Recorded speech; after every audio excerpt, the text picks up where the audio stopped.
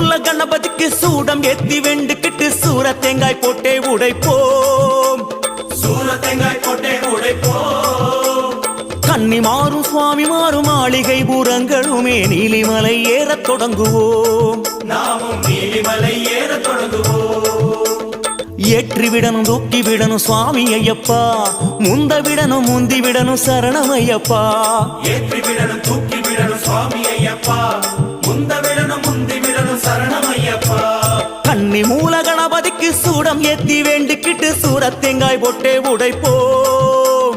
கன்னி மாறும் சுவாமி மாறும் மாளிகை பூரங்களுமே நீலிமலை ஏறத் தொடங்குவோம்.